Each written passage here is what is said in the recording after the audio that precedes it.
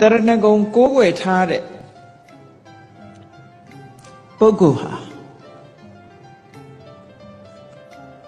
တရဏဂုံကိုစိကတ်ထားတဲ့ပုဂ္ဂိုလ်ဘုရားတရားတန်ခါယရဏသုံးပါးလို့ဆိုတဲ့တရဏကိုကိုးကွယ်စိကတ်တဲ့ဥပဒကဥပတိကာမအမျိုးသားအမျိုးသမီးတရဏဂုံကိုးကွယ်တဲ့အကျိုးကျေးဇူးဟာအလွန်ကြီးမားတယ်လို့ပြောတယ်။ဘာဖြစ်လို့တော့ဆိုလို့ရှိရင်မြတ်စွာဘုရားဟာ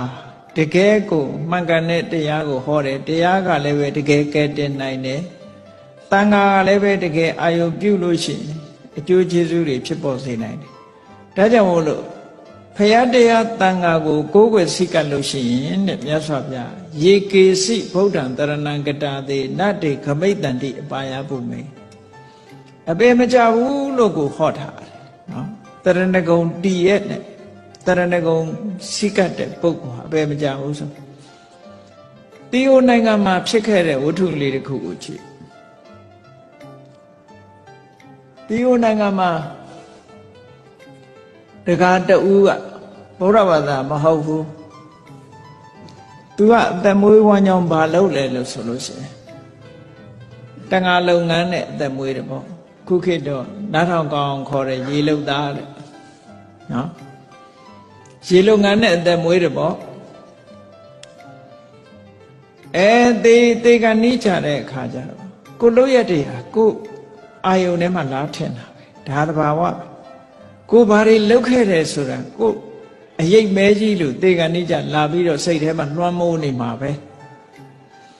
သူလည်းသေကနီးကြတော့သူလှုပ်လာခဲ့တာငါးတွေဖန်သက်ရောင်ချဒီလိုလှုပ်လာတာဆိုတော့အဲ့ဒီအကုသိုလ်တွေကအရေးမဲကြီးလို့လာပြီးတော့လွှမ်းမိုးထားပြီတေလို့ရှိရင်ငရဲကြမှာတေချာနေပြီအဲ့ဒီအချိန်မှာယဟန္တာကြီးတစ်ပါးကဆွမ်းခံရင်းနဲ့အဲ့တခါကြီးတေအံမူးမူးဖြစ်နေတော့တနာလို့ဆိုပြီးတော့ကြွသွားတယ်ကြွသွားပြီးတော့သူ့ကိုအားပေးစကားပြောပြီးတော့အကိုရမဲ့ဖြစ်နေတဲ့အချိန်လေးမှာမင်းဘဝကူကောင်းအောင်ငါချပေးတာလေးလိုက်ဆိုမလားဆိုပြီးတော့ဗုဒ္ဓံတရဏံကိစ္ဆာမိဓမ္မံတရဏံကိစ္ဆာမိသံဃာတရဏံကိစ္ဆာမိဆိုတာချပေးတယ်လိုက်ဆိုလိုက်တယ်သံဃာတရဏံကိစ္ဆာမိလည်းဆိုလိုက်ရောမေးကပြုတ်ကျသွားပြီးရှာကလေးသွားတော့ဆိုနိုင်တော့၅ပါးသိလားအဲ့ဒါလို့ဆိုရင်းနဲ့စိတ်ထဲမှာအာကိုးသွားတယ်သူစိတ်ထဲမှာဒီဗုဒ္ဓံတရဏံကိစ္ဆာမိကိုအာကိုးပြီးတော့တည်သွားတော့ဘာဖြစ်တုံဆိုငရဲလွတ်ပြီးတော့သူကငရဲမရောက်တော့ပဲနဲ့ဘုံမစွတ်နှတ်သွားဖြစ်တယ်နတ်ဆိုတာလူလိုမွေးနေရတာမဟုတ်ဘွားကနဲ့သွားဖြစ်တယ်အဲ့တော့ညကြတော့အဲ့ဒီရဟန္တာကြီးစီလာတယ်တဲ့အရှင်ဘုရားတဲ့သူဘုံမစွတ်နှတ်ဖြစ်တဲ့အကြောင်းပြောတယ်ရှင်ဘုရားက၅ပါးသီလသာဆက်ချပေးလိုက်မယ်ဆိုရင်တပည့်တော်ဟာအထက်နတ်ပြည်တော်ရောက်မှာအခုတော့ရှင်ဘုရားကသံဃာတရဏံကိစ္ဆာမိတင်ဆုံးသက်သွားတာဆိုတော့ယဟန္တာကြီးကပြောတယ်မင်းမှမဆိုနိုင်တော့တာတဲ့ငါကတော့ချပေးပါတယ်မင်းမဆိုနိုင်တော့ဘူးအဲ့ဒါသေကံကြီးမှာကဲတင်လိုက်တဲ့ချက်ဒီလိုကိုကဲနိုင်တယ်လို့ဆိုတာဒါတရားဓမ္မဟာဒီလိုကဲတင်နိုင်တယ်ဒါကြောင့်မို့တရဏလို့ခေါ်တာအဲ့ဒါလို့ကဲတင်ခဲ့တဲ့ဝတ္ထုဇာလန်းတွေဟာအများကြီးရှိတာပေါ့ကောင်းပြီဖယားတရားတန်ခါယရဏသုံးပါးကိုကိုးကွယ်ရအဖြစ်ကိုးကွယ်တဲ့ပုဂ္ဂိုလ်တွေအမျိုးသားတွေကြတော့ဥပဒကလို့ခေါ်တယ်ဥပဒကလို့ခေါ်တယ်အမျိုးသမီးတွေကြတော့ဥပတိကာလို့ခေါ်တယ်ဗမာပြည်ကထုံးစံတိုင်းမဆိုတာလေးထက်ခေါ်တယ်ဥပတိကာမဒါယေကာဓာယိကာ